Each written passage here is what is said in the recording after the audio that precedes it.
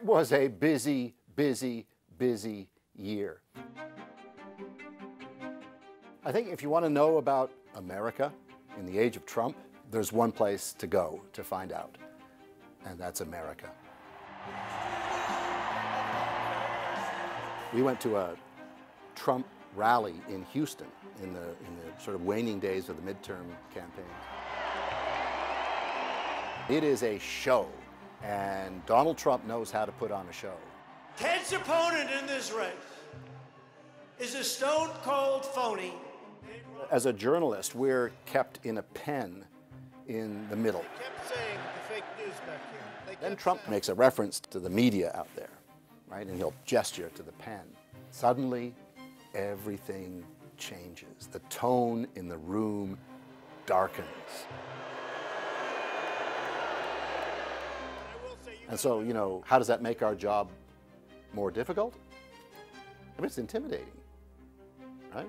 It's an unsettling position to be in when all of a sudden the crowd in the arena looks at you, the media, in the pen and starts booing. And then the rally ends after an hour or something like that. And so we did what any, good news crew would do, is now we're released from the media pen, so we go out and let's talk to people. Electrifying. He's, he knows how to move an audience. It was great. I mean, this was really the thing that we needed. And people were, pumped up because they'd just seen Trump, but pleasant again, which again reminds me, and I think should remind all of us, that everybody who supports Trump, they're just Americans who happen to believe in this guy and the things that he says and stands for. But they're nice people.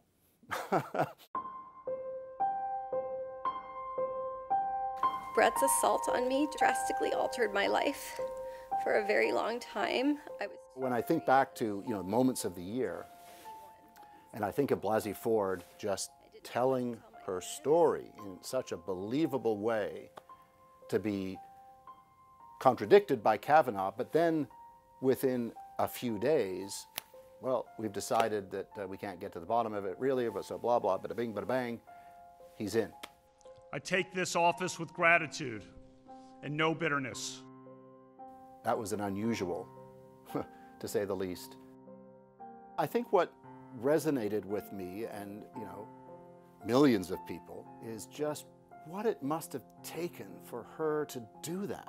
How hard that was to do, to knowing the fallout that would come from that. I don't think I'll ever forget it.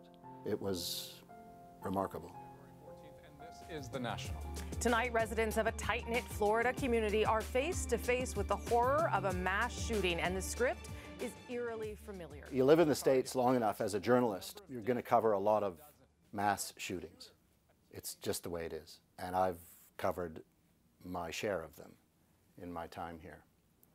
And so this year we had Parkland. And like so many other such shootings, what has followed this one is outrage and despair. If you do not stand with us by saying we need to pass common sense gun legislation, you have chosen death, and none of the millions... After Parkland, there was the rally in Washington. It was one of those unforgettable moments in this country. I have a dream that enough is enough. So in the days around that student rally after Parkland, we wondered, what about other people? And so we took a drive up to Baltimore, and we went to a high school in Baltimore. How many people here know somebody who's been shot? Raise your hand. But a black person gets shot, do they do anything about it? No. Did we have a march? No. And they said, and nobody marches for us. It's not in headlines. We're black. And so what goes through your head is like, what is going on here? Why isn't the whole country rising up to stop that? Is it because nobody cares? I don't believe Americans don't care about that. But people at that school in Baltimore believe that. And it's sad. It can be overwhelming at times trying to cover the news down here because it changes so quickly and there's so much. But I find that when you do your job. Yes, sir, go ahead. Thanks, Mr. President. It seems there was some give and take on both sides for this deal. I wonder what, as corny as it sounds, it's satisfying. I mean, if the job of journalists is to inform people, to inform voters, to inform the population so people can make better choices about what they do with their lives, how they vote, then you've done your job, and I think journalists can feel good about that. When you do that, I think you survive because truth rises.